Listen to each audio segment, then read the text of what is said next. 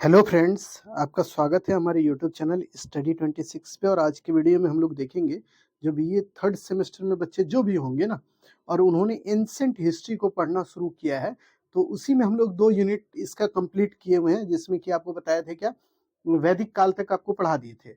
अब यहाँ से हम लोग पढ़ेंगे बौद्ध धर्म के बारे में, ठीक है। तो चूंकि आपको पता है कि वैदिक काल के बाद जैसे ही हम लोग आगे बढ़ते हैं, तो भारत में छठी शताब्दी ईसा पूर्व में क्या होता है कि धार्मिक आंदोलन शुरू हो जाता है। जैसे कि मान लीजिए वैदिक काल जब आपको पढ़ा रहे थे, वहां पे कर्म कांड की बात की है, यज्ञ की बात की है, अनुष्ठान की बात की है, वहीं पे अश्वमेध यज्ञ, वाजपेयी यज्ञ, राजसू यज्ञ, ये सब की चर्चा की है। वहां पे पशु बलि की चर्चा होती थी कि पशु बलि दिया जाता था, कब? जब धार्मिक कर्म कांड होता था तब। लेकिन इससे क्या हुआ, समाज में ना कुछ तबके के लोगों को बहुत दिक्कत होने लगी। उन्होंने इसका विरोध करना शुरू किया, और इसी विरोध के एवज में एक नए धार्मिक आंदोलन की शुरुआत प्राचीन काल में होती है, जिसमें आपको बौद्ध धर्म, जैन धर्म और ये मखाली गोसाल के बारे में आपको पढ़ना पड़ता है। लेकिन आपके सिलेबस में मात्र जैन और बौद्ध धर्म के बारे में चर्चा है, तो हम लोग इसी दोनों का डिस्कस करेंगे, ठीक है। तो आज का वीडियो में आपको यही समझना है कि जैसे ही वैदिक काल खत्म होता है, तो भारत में एक धार्मिक सुधार आंदोलन चलेगा, जिसमें भगवान बुद्ध के बारे में आपको पढ़ना पड़ता है। उनकी जीवनी पढ़ेंगे, उनकी जो शिक्षाएं हैं, यानी कि उनके द्वारा जो जो दर्शन दिए गए उनको, यानी बौद्ध दर्शन को पढ़िएगा यहाँ पे, और बौद्ध धर्म से रिलेटेड जो सभाएं हुई उनको देखिएगा। इतना अगर देख लीजिएगा तो ये टॉपिक कंप्लीट हो जाएगा, यानी बौद्ध धर्म का टॉपिक कंप्लीट। तो चलिए शुरू करते बिना विलंब के। चीजों को नई तरीके से, नए ढंग से आप रटना पड़ेगा। कुछ चीजें रटाएंगे, कुछ चीजें समझाएंगे, और दोनों को कंपाइल कीजिएगा तो ये बौद्ध धर्म खत्म हो जाएगा, ठीक है। और इसके बारे में आप जब पढ़ लीजिएगा तो आपको ये यकीन होगा कि आज लोग बौद्ध धर्म या हिंदू धर्म या जैन धर्म या ईसाई धर्म, जितने भी धर्म देखते हैं आप, उसमें क्या क्या डिवीजन हुआ, क्या परिवर्तन हुआ, क्या चीजें आई, क्या चीज गई, उन तमाम चीजों को आप समझ पाइएगा। देखिए, बातों को सीधे हम पॉइंट टू द पॉइंट आपको समझाएंगे, ठीक है। तो आप समझने का भी प्रयास कीजिएगा। ये टॉपिक और जैन धर्म अगर कंप्लीट कर लीजिएगा ना, तो आपका थर्ड यूनिट जो है ना, लगभग लगभग कंप्लीट हो जाएगा, ठीक है। ये खुद ही बहुत बड़ा बड़ा टॉपिक है, ठीक। तो हम लोग एक एक वीडियो में कंप्लीट करने का प्रयास करेंगे, क्योंकि हमको भी पता है कि सिलेबस बड़ा है। तो सिलेबस के अकॉर्डिंग हम लोग चलेंगे और बढ़िया से तैयारी भी करेंगे। तो पहले अब चलिए देखिए, प्रकृति बांध दी है। अब देखिए, कुछ चीज रटने वाला है तो उसको केवल बताएंगे कि इसको रट लो। तो देखिए, बौद्ध धर्म के बारे में आप जानते हैं, तो बौद्ध धर्म के संस्थापक आपसे पूछेंगे तो भगवान बुद्ध थे, ठीक है। तो भगवान बुद्ध का नाम भगवान बुद्ध ही नहीं था, उनका बचपन का नाम कुछ और था।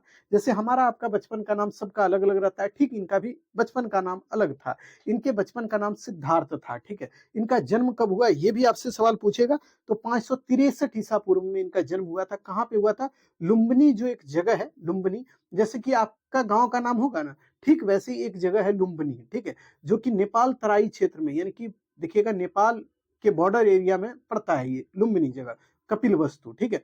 वहीं पे इनका जन्म हुआ था। इनके पिता जो है शुद्धोधन शाक्य गणराज्य के थे, यानी कि शुद्धोधन इनके पिता का नाम है, जो कि एक शाक्य गणराज्य के राजा थे, ठीक है। अब देखिए, इनकी माता जो है उसका भी नाम बता देंगे, इनकी पत्नी वगैरह सब कुछ बता देंगे, लेकिन कहानी कुछ अभी समझाते हैं। देखिए, कहानी पता रहेगा तो आप अपने मन से भी लिखिएगा। तो देखिए, शुरुआत में ही जब इनका जन्म हुआ ना, तो इनके पिता जो है राजा थे, ठीक है। तो राजा थे तो अपने दरबार में कुछ ज्योतिषी को बुलाए, यानी कि जो भविष्य को देखता है कि ये बच्चा क्या बनेगा आगे बढ़कर, ये बच्चा क्या करेगा आगे बढ़कर। तो इसी तरह से एक ज्योतिषी, 2-3 व्यक्ति आए, अतीश दीपांकर, ये सब का नाम आता है। तो ये लोग आए, इन्होंने देखा इनके बारे में, और इनके भाग्य रेखा को देखकर कहा कि अगर इस बच्चा को अगर सांसारिक जीवन में लगा दिया जाए, यानी कि जो भी हम लोग देखते हैं भोग विलास वाला चीज जो है, जो हमारा दैनिक जीवन है, जिसमें हम लोग सब कुछ करते हैं, शादी ब्याह लन फन जो भी करते हैं, राजपाट जो भी चलाना है, अगर वो कर दोगे तब तो ठीक है। अगर नहीं किए तो ये एक सन्यासी बन जाएगा। इनके बचपन में ही ये भविष्यवाणी हो गई थी कि ये बड़ा होकर सन्यासी बनेगा, या नहीं तो राजा बनेगा। राजा बनाना है तो इनके पिता को यही बोला गया कि राजा अगर बनाना है तो इसका जल्दी से, मतलब इसको सांसारिक जीवन में विलिप्त कर देना, यानी संसार के जो भी मूलभूत चीजें हैं उससे जोड़ देना, या तो इसको राजा बना दो। इसकी शादी जल्दी, इसीलिए इनके पिता क्या हुआ, डर गए। इनको लगा कि अगर मेरा बेटा सन्यासी बन जाएगा तो मेरा जो राजपाट है वो कौन संभालेगा। इसीलिए भगवान बुद्ध के पिता ने इनको जो है ना, जल्दी में ही 16 साल की उम्र में ही इनका शादी ब्याह करा दिया। उसके बाद जानते हैं, इनको एगो बेटा भी प्राप्त हुआ जिसका नाम राहुल था। अब जब बेटा प्राप्त हुआ ना, तब ये एक दिन अपने पिता से बोलते, इनके पापा जो है ना भगवान बुद्ध के, इनको शुरू में निकलने नहीं देते थे ज्यादा, कि घर से तुम बाहर नहीं निकलो, बहुत कम निकलने देते थे। लेकिन इनकी जिद हुई कि हमको अब निकलने दीजिए एक दिन नगर घूमने के लिए। ये भी राजकुमार थे, यानी देखिए राजा का बेटा राजकुमार है ना, तो वो अब जिद किया तो उसके पिता तो बोलेंगे ही, बाबू जाओ घूम के आ जाओ। तो ये भी अपना जो है घोड़ा है और इनका एक सारथी है, उसको लेकर ये चले गए। यानी घोड़ा को चलाने वाला सारथी उसी को बोलते हैं, ठीक है। घूम घाम के आए तो इनको बहुत अजीब चीज दिखा। कहाँ पे? मार्केट में या नगर में। इन्होंने देखा 4 दृश्य ये देखेंगे, ठीक है, और उसी दृश्य से ये इतने प्रभावित होंगे कि ये बाद में सन्यासी बन जाएंगे तुरंत। ये उसके बाद दिमाग लगाएंगे कि हमको किसी तरह घर छोड़कर भागना है, और ये घर त्याग करके निकल जाते हैं और उसके बाद ये सन्यासी भी बन जाते हैं, ठीक है। ये पूरा कहानी है। इस कहानी को आप समझ गए होंगे जितना भी हम समझाने का प्रयास किए, और बहुत आसान चीज है, बहुत भास्ट नहीं है, बस इतना समझ गए। तो अब कहानी, अब हम शुरू करते हैं फैक्ट के बेस पे, ठीक है। तो अब देखिए, तो देखिए बौद्ध धर्म के संस्थापक गौतम बुद्ध हैं, ये बात जानते हैं आप।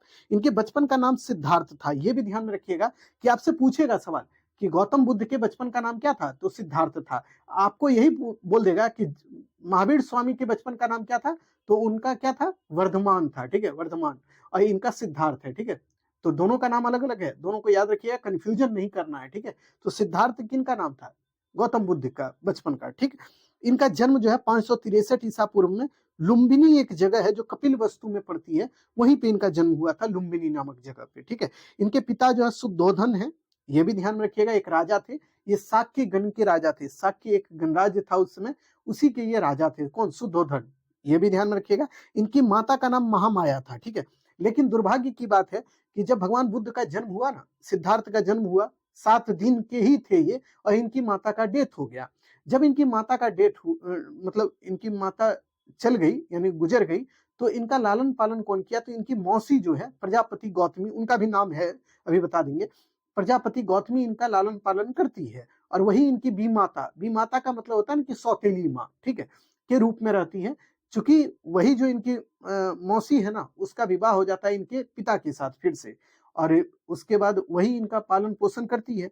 तो ये भी ध्यान में रखना है। और इन्होंने जो है ना, उसके बाद इनकी मतलब देखिएगा, बाद में हम आपको बताएंगे कि इनका विवाह भी करा देते इनके पिता यशोधरा नामक एक महिला से, जिससे इनको एक बेटा प्राप्त होता है राहुल। और राहुल के प्राप्ति के बाद ये क्या करते हैं, कुछ दिन तक तो अपने मतलब माता पिता और अपनी पत्नी और बच्चे के साथ रहते हैं, लेकिन कुछ दिन बाद ये घर छोड़कर चले जाते हैं। कब जाते हैं? तो जब इनकी अवस्था 29 साल की थी ना, तभी ये गृह छोड़कर चले गए, यानी घर त्याग दिए और सन्यासी बन गए, ठीक है। और 483 ईस्वी में, ईसा पूर्व में, कुशीनगर एक जगह है जो कि मल्ल गणराज्य में पड़ता है, वहीं पे इनकी डेथ हो गई, ठीक है। तो ये भी ध्यान में रखिएगा, ये बेसिक चीज है, इसमें कुछ रटने मतलब आपको समझाने का कुछ चीज है ही नहीं, रट लीजिए, बात खत्म। यानी कि देखिए इनका जन्म कहाँ हुआ? शाक्य गणराज्य में हुआ था, जो कि कौन जगह है? शाक्य गणराज्य का एक मुखिया है शुद्धोधन, उन्हीं के घर में हुआ था। और कहाँ पे? लुम्बिनी नामक एक जगह है, जो कि साल वृक्ष के नीचे। अगर बोलेगा कि भगवान बुद्ध का जन्म किस वृक्ष के नीचे हुआ था, तो ये ध्यान में रखिएगा, साल वृक्ष के नीचे इनका जन्म हुआ था, ठीक है। तो ये ध्यान में रखिएगा। और कहाँ हुआ? लुम्बिनी में हुआ, कपिल वस्तु जो पड़ता है वहीं पे। और इनका डेथ कहाँ हुआ था, ये भी ध्यान में रखिएगा, कुशीनारा के मल्ल जो है कुशीनगर में इनका डेथ हो गया था, ठीक है। तो इतना भी ध्यान में रखना है आपको। और भी चीजों को यहाँ पे देखिए कि जब भगवान बुद्ध का जन्म हुआ उसके 7 दिन बाद इनकी माता का डेथ हो गया, ये सब भी ध्यान में रखना है। इनकी जो लालन पालन, यानी इनकी जो मौसी है प्रजापति गौतमी, उनका नाम था, उन्हीं के द्वारा किया गया। और इन्हीं के नाम पर कहा जाता है कि इनका नाम भी गौतम बुद्ध पड़ा, ठीक है। गौतम इनका नाम तब पड़ा जब इनका लालन पालन इनकी मम्मी करती थी, गौतमी, प्रजापति गौतमी, उन्हीं के नाम पर कहा जाता है। ऐसा हम नहीं कह रहे हैं, ये किताबों में भी वर्णित है, तो ये ध्यान में रखना है, ठीक है। उसके बाद देखिए, गौतम बुद्ध के जन्म के समय इनके बारे में भविष्यवाणी वाला बात अभी हम आपको बताया ही थे कि भविष्यवाणी की गई थी। कौन किया था? अतीश, देवल और कौंडिन नामक ये 3 ब्राह्मण थे। इन्होंने ये भविष्यवाणी किया था कि ये बच्चा अगर संसारिक जीवन में लग गया, यानी कि संसार दुख मोह जो भी है इस सब में लग गया, विवाह शादी में लग गया, तब तो ठीक है, और नहीं लगा तब तो ये जानते हैं ये सन्यासी बन जाएगा। ये इनके पापा को बोल दिया, इनके पिता को बोल दिया था। कौन? यही 3 ब्राह्मण जो है, अतीश, देवल और कौंडिन, ठीक है। तो ये इनके बारे में बताए। लेकिन क्या होता है, कुछ समय के बाद क्या होता है कि यही राजा मतलब कुछ समय के बाद ये होता है ना कि ये भविष्यवाणी सही होगी जब ये बड़े होंगे तब, ठीक है। तो पहले तो ये बात जान लीजिए कि इनके बचपन में ही ये भविष्यवाणी हुआ और बाद में ये सही भी हो गया, ठीक। तो ये रट्टा मार के रखिएगा। इसलिए भगवान बुद्ध के पिता जो है ना उनको संसारिक माया जाल में ही फंसा के रखना चाहते थे। जब देखिए एक पिता को जब पता है कि उसका बेटा सन्यासी बन जाएगा, तब वो क्या चाहेगा कि उसका उत्तराधिकारी बने ना। चूंकि देखिए इतना बड़ा राजपाट है, चूंकि भगवान बुद्ध सामान्य परिवार से नहीं थे, एक राजा के परिवार से थे।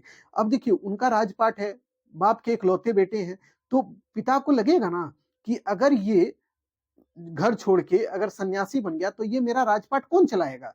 तो ये इनके पिता इनको बोले भी कि देखो तुम सन्यासी नहीं बनना, अपना राजपाट चलाना। लेकिन इनको बड़ा अजीब लगता था कि ये मेरे पिता क्यों बोलते हैं, नहीं बोलते हैं। इसीलिए इनके पिता देखे कि ये बड़ा शांत उतर रहता है, तो शांत देख कर ना इनके पिता 16 साल की उम्र में ही इनका शादी ब्याह करा दिए। और शादी जो की कराए 16 साल की उम्र में, वो तो आपको ध्यान में रखना ही यशोधरा से। और इनके पुत्र का नाम क्या था, राहुल था। ठीक है, तो ये भी ध्यान में रखिएगा। लेकिन कुछ दिन बाद इनको ये लगता है ना कि देखिए हम अगर यहाँ पे बैठे रहेंगे शांति से, मतलब इनको लगने लगा हम शांति से जीवन नहीं जी पा रहे हैं। इसीलिए ये क्या करते थे कि अपने घर से निकलकर जो है ना, एक वृक्ष का नाम आपको ध्यान में रखना है, कौन, तो जम्मू वृक्ष। ये नाम रहे याद तो ठीक, नहीं तो छोड़ दीजिए, कोई बात नहीं है। जम्मू वृक्ष के नीचे ये बैठ के ध्यान करते रहते थे। लेकिन एक समय क्या हुआ कि इनको लगा कि अब हमको नगर घूमने के लिए जाना चाहिए। और इसीलिए इन्होंने अपने पापा से रिक्वेस्ट किया, अपने पिता से, कि हमको नगर घूमने का अलाउ कीजिए। तो उनके पिता बोले ठीक है जाओ घूम के आओ। तो उसी दौर में इनको 4 दृश्य दिखाई दिया। जब बड़े एग्जाम की तैयारी कीजिएगा तो वहां पे बोलेगा कौन कौन दृश्य उनको दिखा था और कौन नहीं दिखा था। 4 ऑप्शन देगा और एगो नहीं देगा, और वहां पे आपको चुनना पड़ेगा। ठीक है, तो देखिए 4 दृश्य दिखा क्या, एक वृद्ध व्यक्ति यानी एगो बूढ़ा व्यक्ति दिखा, एगो रोगी व्यक्ति दिखा, एगो मृत व्यक्ति दिखा, और एक प्रसन्न सन्यासी दिखा। तब इन्होंने 4 व्यक्ति को देखा, तो इसमें देखे कि जो बूढ़ा व्यक्ति है वह भी दुखी है, वह भी खुश नहीं है। उसके बाद जो रोगी है, जिसको रोग हुआ है, वह भी दुख है, वो दुखी है। उसके बाद देखिए जो मर गया है ना, मृत व्यक्ति जो है, उसको लेकर लोग जा रहे हैं और रोते रोते जा रहे हैं। कि उसका डेड बॉडी को कोई लेके जाता है तो क्या होता है, रोते रोते जाते हैं हम लोग। तो ठीक वैसे ही लेके जा रहे थे। तो इन्होंने देखा कि देखिए खुशी वही है जो सन्यासी है।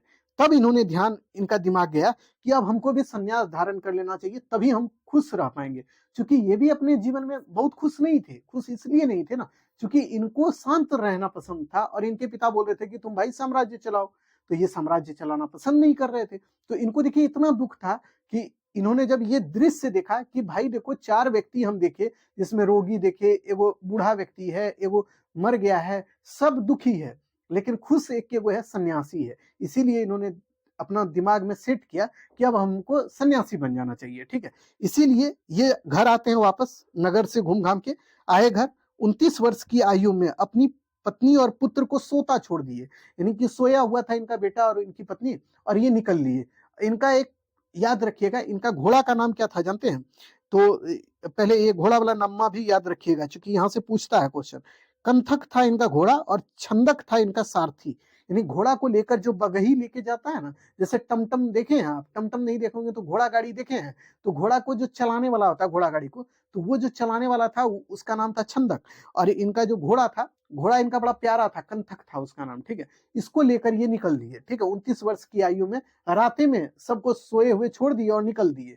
और निकल गए तो बीच रास्ते में ही, आधा रास्ता जब पहुंचे, तो वहीं से अपना घोड़ा और अपना जो सारथी है उसको फिर वापस कर दिए। बोले कि तुम लोग अब घर चल जाओ, अब हम यहाँ से निकल जाते हैं। और अपना बाल जो था इनका ना, उसको, केस को ये कटार से काट लिए, और जितना भी कपड़ा उपड़ा था, सोना चांदी, जो भी राजकुमार थे तो भाई सोना चांदी सब रखते थे, पहने हुए थे, तो सब कुछ खोल के अपना जो उनका घोड़ा चलाने वाला था, यानी छंदक जो था उनका सारथी, उसी को दे दिए, और बोले तुम लेके चल जाओ घर, और हम निकलते हैं अब।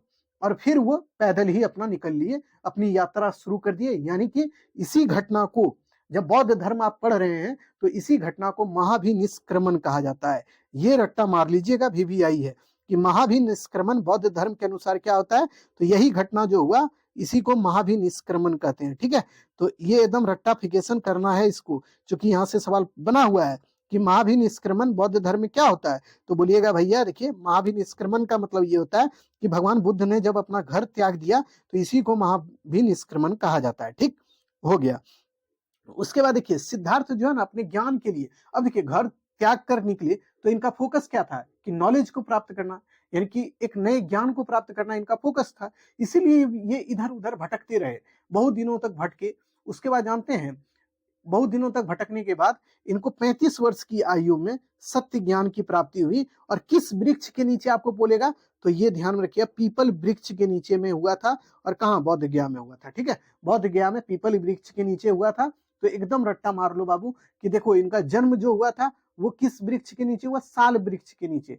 इनको जो ज्ञान की प्राप्ति हुई वो पीपल वृक्ष के नीचे हुई। ठीक है, तो ये दो बात ध्यान में रखिएगा। इनके मम्मी पापा जो भी फलना ढिमकाना था सबको याद रखना है कि इनके मम्मी का नाम क्या, पापा का नाम क्या, इनकी पत्नी का नाम क्या, इनका बेटा का नाम क्या है, सब कुछ याद रखिएगा। बट ये भी ध्यान में रखिएगा कि इनकी जो घटनाएं हैं जो घर से निकलने की, उसको महाभी निष्क्रमण कहते हैं। और इनको जो ज्ञान की प्राप्ति हुई वो पीपल वृक्ष के नीचे हुई थी।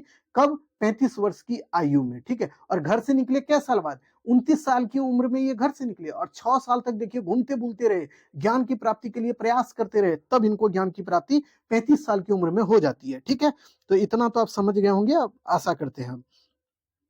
अब देखिए भगवान बुद्ध ने सत्य ज्ञान की प्राप्ति के बाद अपना उपदेश लोगों के बीच में देना शुरू कर दिया।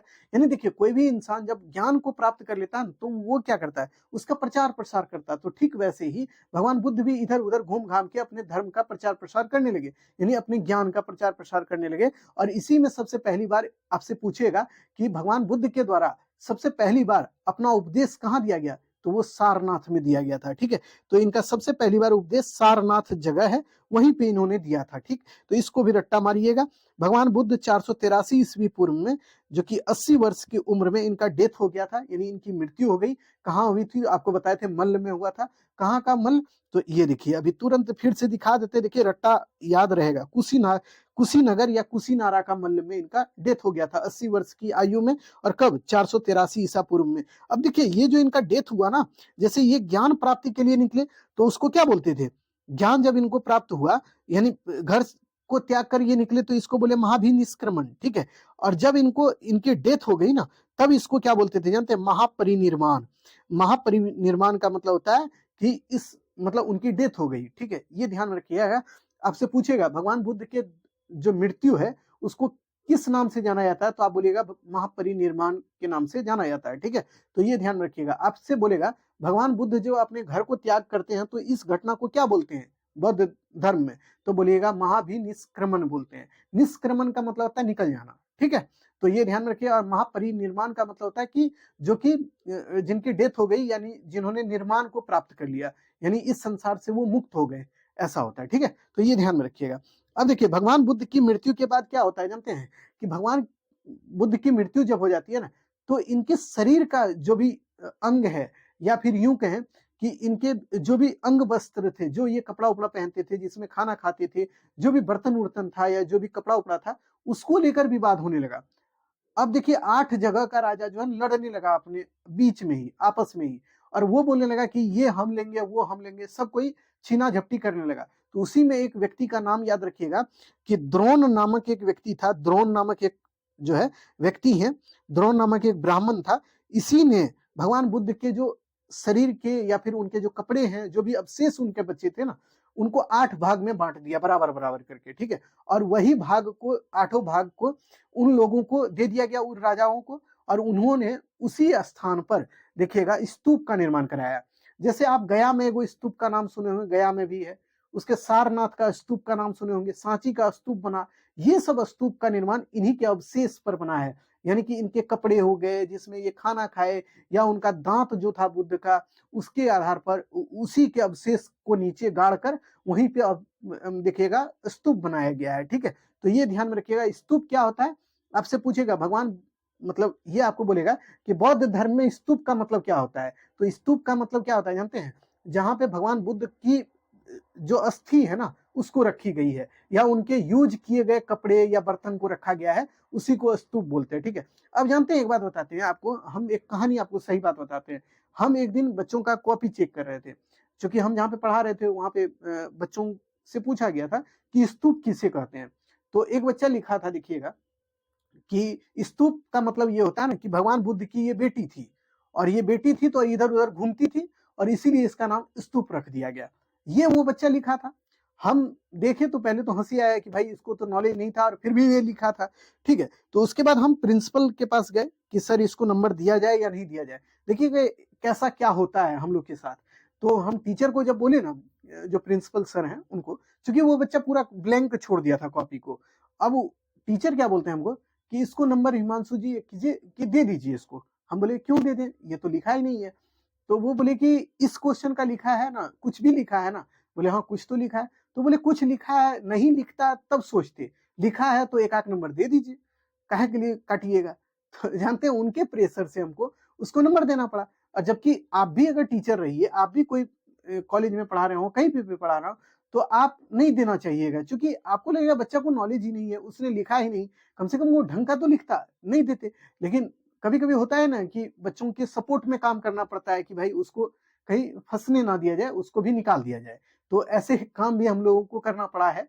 तो वो चीज याद आ गया तो हम बता दिए। ऐसे ध्यान में रखिएगा कि स्तूप का मतलब क्या होता है कि भगवान बुद्ध के जो भी अवशेष हैं उसको जहाँ पे रखा गया है उसी के ऊपर स्तूप नुमा एक टीला बना दिया जाता है, उसी को स्तूप बोलते हैं। स्तूप का हम फिगर आपको दिखाएंगे, ठीक है।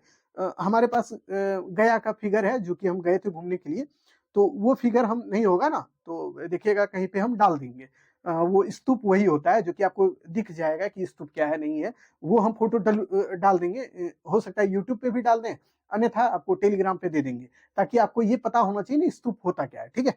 या नहीं तो आप गूगल वगैरह पे सर्च भी कर सकते हैं, कोई दिक्कत नहीं है।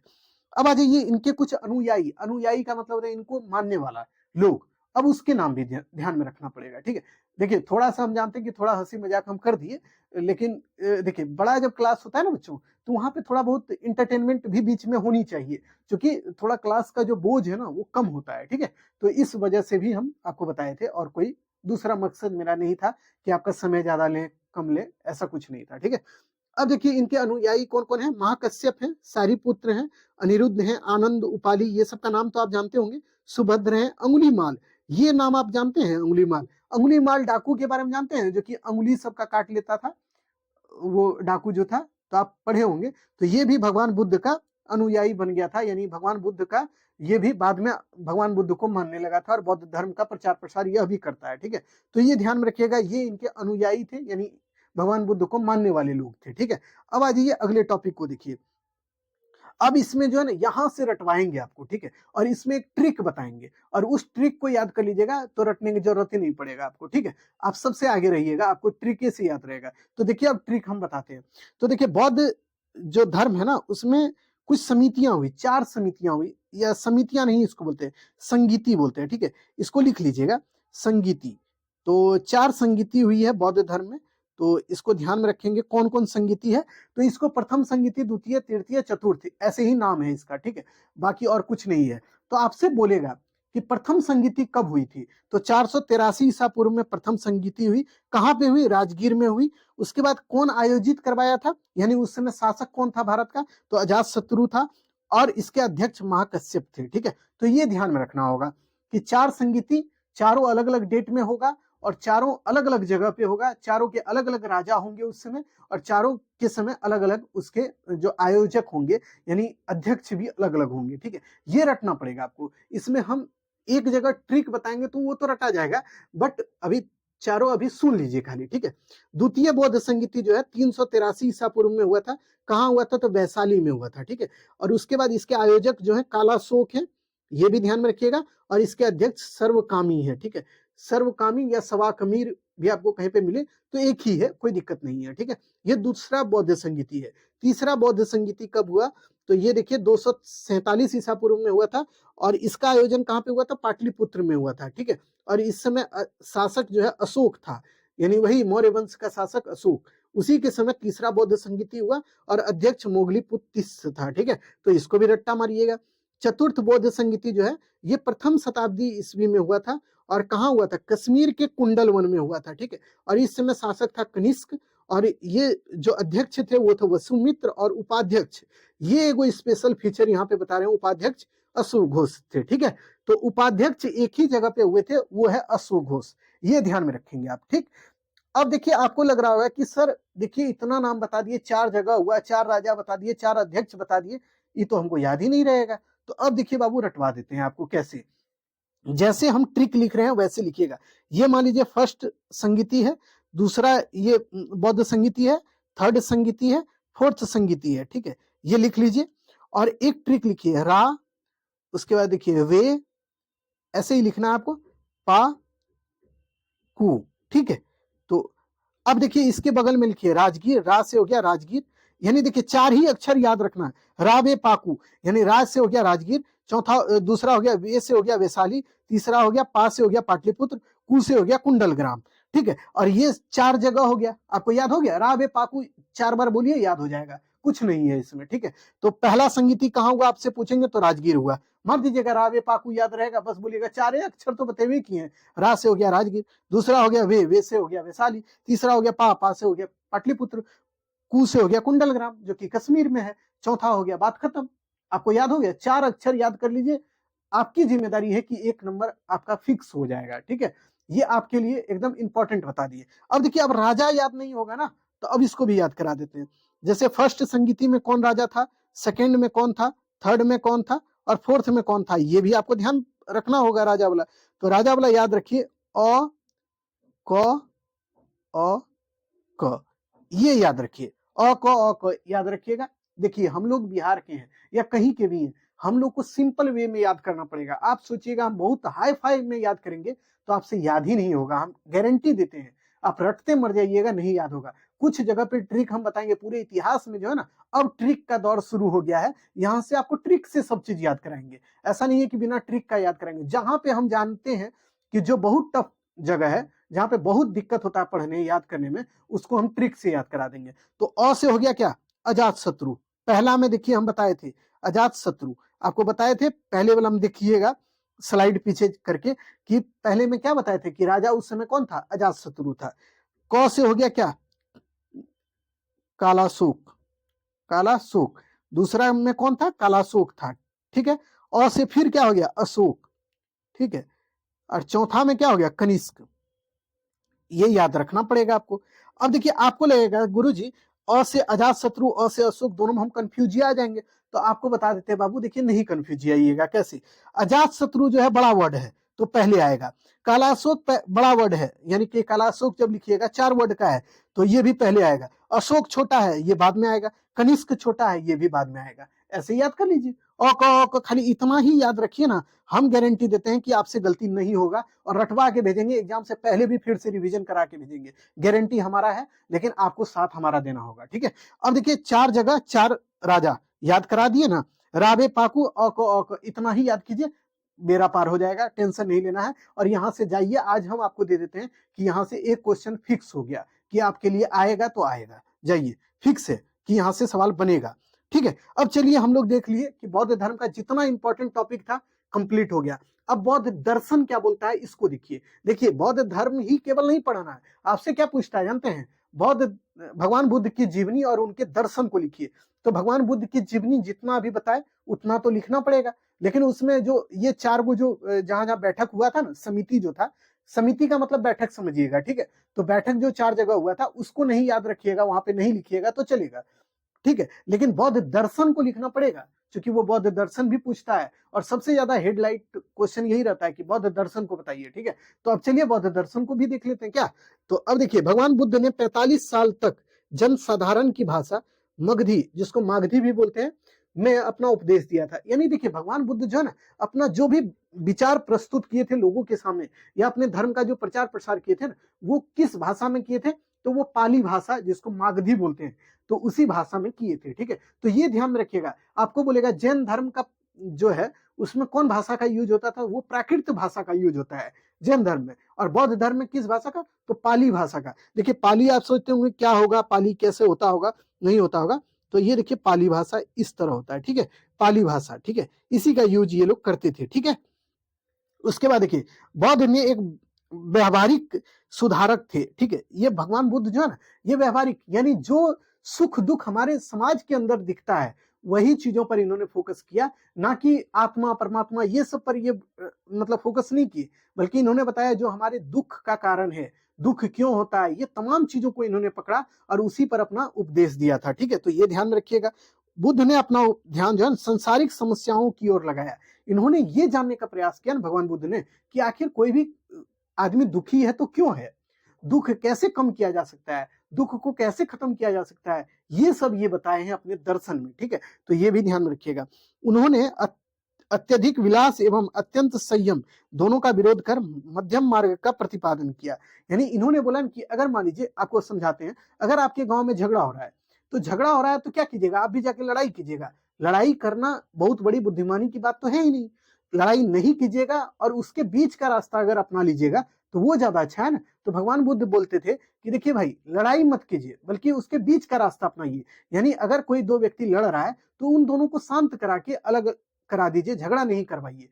कुछ व्यक्ति को आप देखे होंगे गांव में कि वो लड़ाई करवा देता है, वो लड़ाई को शांत नहीं करवाता है। तो यही भगवान बुद्ध बोलते हैं कि शांत कराइए, लड़ाई करवाइए नहीं। यानी कि मध्यम मार्ग को अपनाइए, बल्कि लड़ाई झगड़ा से दूर रहिए। ठीक है, तो ये ध्यान में रखिएगा। उसके बाद इन्होंने देखिए 4 आर्य सत्य के बारे में बताया है। अब ये चारों आर्य सत्य को रटना पड़ेगा, याद रखिएगा। ठीक है, तो देखिए एक एक करके आर्य सत्य को देखिए। पहला है दुख, दूसरा है दुख समुदाय, फिर तीसरा जो आर्य सत्य है दुख निरोध, और चौथा है दुख निरोध गामिनी प्रतिपदा। ठीक है, अब यही चारों को हम बताएंगे। ठीक है, और चारों एकदम आसान है, कुछ नहीं रटना है आपको। ठीक है, एकदम समझ जाइएगा, बात खत्म। तो देखिए पहले दुख क्या होता है, तो भगवान बुद्ध कहते हैं, इसको पढ़ लीजिएगा, हम आपको समझा देते हैं। तो भगवान बुद्ध कहते हैं ना कि देखिए हर जगह दुख है। वो बोलते हैं जन्म कोई व्यक्ति लेता है तो वहां भी दुख है, कोई व्यक्ति मर गया तो वहां भी दुख है, कोई व्यक्ति अगर किसी से मिलता है तो वहां भी उसको दुख होता है, कोई व्यक्ति अपना मन पसंदीदा खाना पीना खाता है तो भी उसको दुख होता है। यानी बोलते हैं हर जगह दुख ही दुख है, कहीं पे शांति नहीं है, कहीं पे भी प्रसन्नता नहीं है। ये भगवान बुद्ध बोलते हैं। तो पहला यही है दुख। तो बुद्ध ने कहा है कि जन्म भी दुख है, मृत्यु भी दुख है, और प्रिय मिलन, यानी जिससे आप मिलना नहीं चाहते हैं उससे अगर आप मिल गए तो आपको मतलब क्या होता है, गुस्सा आता है या दुख होता है आपको। ठीक है, उसके बाद देखिए प्रिय वियोग, यानी किसी से मिलना भी चाहते हैं और अगर उससे मिल लिए और फिर उससे बिछड़िएगा तो भी वो दुख का कारण बन जाएगा। ठीक है, इच्छित वस्तु की प्राप्ति और अनिच्छित वस्तु की प्राप्ति भी दुख है। यानी वो बोलते हैं कि कोई व्यक्ति मतलब कोई भी चीज को आप चाहते थे कि वो हमको मिल जाए, और वो अगर मिल गया तब भी आपको दुख ही होता है, और जब वो नहीं मिलता तब भी आपको दुख होता है। यानी कि देखिए कैसे वो बोलते हैं, यानी सीधा इसको समझिए ना बाबू कि हर जगह दुख है, यही बात ये बोले हैं। ठीक है, तो ये पहला बात हुआ। इसीलिए ये बोलते हैं सबम दुखम, यानी सभी वस्तु दुख है, यानी सभी जगह दुख है। ठीक है, ये भगवान बुद्ध का पहला स्टेटमेंट है। यानी आर्य सत्य इनका जो 4 गो है ना, उसमें पहला है कि दुख, यानी ये बोलते हैं हर जगह दुख है। ठीक, अब देखिए दूसरा दुख समुदाय, इसमें ये बोलते हैं ना दुखों के मूल कारणों को बताया गया है इसमें। जैसे ये बोलते हैं कि देखिए अविद्या और तृष्णा की सहकारिता से ही दुख की उत्पत्ति होती है। यानी कि देखिए अगर आप जानकारी नहीं रखते, किस चीज का जानकारी नहीं, आपके दिमाग में होना चाहिए ना कि किस चीज का जानकारी नहीं रखेंगे तब हमको दुख होगा। तो बाबू देखिए कि अगर आपको ये जो 4 आर्य सत्य भगवान बुद्ध के द्वारा बताए गए हैं इसकी जानकारी नहीं है तो आपको दुख होगा। ठीक है, तो इसीलिए बहुत जरूरी है कि आप ये चारों आर्य सत्य के बारे में जानिए, तभी आपको दुख नहीं होगा। यानी अविद्या तृष्णा ये सब दुख का कारण है। ठीक है, तो दूसरे में यही बात ये बताते हैं। पहले में ये बोलते हैं सब जगह दुख है, दूसरा में बोलते हैं कि दुख का कारण ये है कि भाई अविद्या, यानी आप पढ़ लिख नहीं रहे हैं तो भी दुख होगा आपको, यही मेन कारण है कि आपको दुख होता है। ठीक है, तो इनके हिसाब से अभी यही अप्लाई आप कर सकते हैं। तीसरा देखिए ये क्या बोलते हैं, तीसरे में बोलते हैं, देखिएगा तीसरे में ये बोलते हैं दुख के मूल कारणों का निर्मूलन ही दुख निरोध है। यानी दुख निरोध इनका तीसरा आर्य सत्य है। इसमें ये बोलते हैं कि दुख का निर्मूलन यानी उसको खत्म कर देना ही मतलब दुख का मतलब देखिए आपको कोई भी तरह का दुख है ना, उसको खत्म करने का प्रयास कीजिए। जब वो खत्म कर दीजिएगा तभी आप शांति से रह सकते हैं। ठीक है, और अंत मतलब कोई भी व्यक्ति है अगर वो उसके दुखों का अंत हो जाएगा तो उसको चरम लक्ष्य प्राप्त हो जाएगा। यानी अगर मान लीजिए आपको बहुत तरह का दुख था लेकिन वो खत्म हो गया, तो खत्म हो गया तो बुद्ध धर्म के अनुसार आपको चरम लक्ष्य की प्राप्ति हो गई, यानी कि आप मोक्ष को प्राप्त कर लिए। और यही बौद्ध धर्म का दर्शन है। ठीक है, कि वो बोलता है कि देखिए पूरे संसार में दुख है, दुख का कारण यही है कि आप 4 आर्य सत्य के बारे में नहीं जानते, यानी भगवान बुद्ध के जो 4 आर्य सत्य हैं उसके बारे में नहीं जानते, इसीलिए आपको दुख है। आप आपके पास अविद्या है, यानी पढ़ते लिखते नहीं है, विद्या नहीं है, तब आप दुखी हैं। अगर आप पढ़ लिख लीजिए, आपको 4 आर्य सत्य की जानकारी हो, तब ये सभी दुख खत्म हो जाएंगे। और दुख को खत्म करने के लिए सबसे बढ़िया है कि आपको जो है ना ये दुखों का अंत तब हो जाएगा तो आप चरम लक्ष्य को प्राप्त कर लीजिएगा, यानी आपका जो ये जीवन है वो यहीं पे समाप्त हो जाएगा या रुक जाएगा। ठीक है, तो ये भी ध्यान में रखिएगा। अब देखिए दुख निरोध गामिनी प्रतिपदा, इसमें वो बताएं कि दुख को कैसे खत्म किया जाए। तो उन्होंने बोला है कि देखिए दुख को खत्म करने के लिए प्रज्ञ शील और समाधि को महत्वपूर्ण बताया है। इसमें बोले हैं कि देखिए अगर आपको किसी भी तरह का दुख है ना तो उसको खत्म इसी तरह से कर सकते हैं कि आप प्रज्ञ अपनाइए, सील यानी कि आप जो है ना, सील का मतलब होता है नैतिकता को अपनाइए, यानी गलत काम नहीं कीजिए। और क्या है समाधि, समाधि का मतलब होता है कि ध्यान लगाइए, आप कहीं एकांत में बैठ के ध्यान लगाइए तो आपको हर तरह का दुख से आप निजात पा लीजिएगा। ठीक है, इसमें इन्होंने जो है ना सील को बहुत ज्यादा बल दिया है कि सील बहुत इंपॉर्टेंट है। ठीक है, तो यही इनका 4 आर्य सत्य है। आपको बोलेगा भगवान बुद्ध के दर्शन को बताइए, तो यही चारों के बारे में लिखना होगा। पहला दुख, दुख के बारे में लिखिएगा कि संसार में हर जगह दुख है। भगवान बुद्ध बोलते हैं कि जन्म से लेकर मृत्यु तक हर जगह दुख ही दुख है। ठीक है, उसके बाद दूसरा में बोलिएगा दुख निरोध, तो दुख निरोध में नहीं, माफ कीजिएगा, दूसरा क्या है, दुख, एक मिनट रुक जाइए, हम भी देखिए अभी कंफ्यूज हो गए।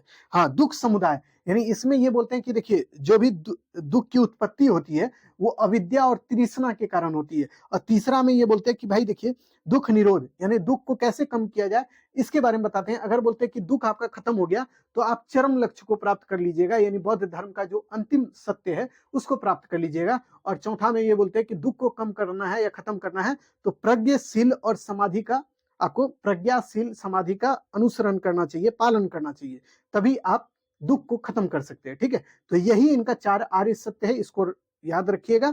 अब देखिए अंतिम में इनके दर्शन का मूल जो है उसको बता देते हैं, तब ये टॉपिक खत्म हो जाएगा। तो देखिए बौद्ध धर्म मूलतः अनिश्वरवादी है, यानी इसमें ना तो ईश्वर को माना गया और ना ही आत्मा को मानता है। यानी भगवान बुद्ध कभी नहीं बोलते हैं कि इस सृष्टि का उत्पत्ति जो है ईश्वर के द्वारा किया गया है। ठीक है, हिंदू धर्म में या फिर अन्य धर्म में भी देखिएगा बोला जाता है कि ये जो पूरा ब्रह्मांड है या ये जो पूरा सृष्टि है ना, इसके जन्मदाता कोई और नहीं भगवान है या कोई ईश्वर है। लेकिन बौद्ध धर्म बोलता है ऐसा कुछ भी नहीं है, वो बोलता है कर्म का ये फल है, जैसा आप कर्म कीजिएगा वैसा आपको फल मिलेगा। ये सृष्टि का जन्मदाता ईश्वर नहीं है, यानी ये ईश्वर को स्वीकार नहीं करता है। ठीक है, तो पहली बात। दूसरा बात, इसमें अनात्मावादी है, यानी ये आत्मा को भी स्वीकार नहीं करता कि आत्मा होता है या नहीं होता है, ये बात ये नहीं मानता है। लेकिन ये पुनर्जन्म की बात को मानता है। ये बौद्ध धर्म बोलता है कि इंसान का जन्म जो है दोबारा होता है। ठीक है, इस बात को मानता है लेकिन आत्मा को नहीं मानता है। ठीक है, इसको भी ध्यान में रखिएगा। बौद्ध धर्म कर्मवाद को मान्यता देता है और ये बोलता है मनुष्य अपने कर्म का फल जो है भोगता है। अगर आप अच्छा काम करते हैं तो आपको अच्छा फल मिलेगा, अगर आप बुरा काम करते हैं तो बुरा फल मिलेगा। यानी ये बौद्ध धर्म का दर्शन है कि आपके कर्म के आधार पर ही आपको फल मिलता है। ठीक है, तो ये भी ध्यान में रखिएगा। इस धर्म में ज्ञान प्राप्ति कर्म को ही आधारित माना गया। यानी ये धर्म बोलता है ना कि अगर आपको ज्ञान की प्राप्ति करनी है तो आपको अच्छे कर्म करने चाहिए, बढ़िया कर्म करिए, तभी आपको ज्ञान की प्राप्ति होगी। ठीक, उसके बाद देखिए इस धर्म में पुनर्जन्मवाद को भी स्वीकारा किया है, यानी वही पुनर्जन्म को मानता है लेकिन आत्मा को नहीं मानता है, ईश्वर को नहीं मानता है। दो बात को ध्यान रखिएगा, ना तो ये ईश्वर को मानता है ना ही आत्मा को मानता है, लेकिन पुनर्जन्म को ये मानता है। तो इतना ध्यान में रखिएगा। ये टॉपिक यहीं पे कंप्लीट होता है। बौद्ध धर्म थोड़ा बड़ा वीडियो बना, लेकिन क्या कीजिएगा, जब आपको सिलेबस भी कंप्लीट करना है और जल्दी जल्दी से आपका एग्जाम भी आने वाला है तो उस हिसाब से आपको स्पीड काम तो करना ही पड़ता है। हम अगर कर रहे हैं तो आप भी देखिए वीडियो, बनाइए नोट्स और पढ़िए आराम से, कोई दिक्कत नहीं है। बाकी तो हम आपके साथ हैं ही, और नए वीडियो में हम लोग फिर से नई चीजों के साथ आपसे रूबरू होंगे। तब तक के लिए आभार, धन्यवाद।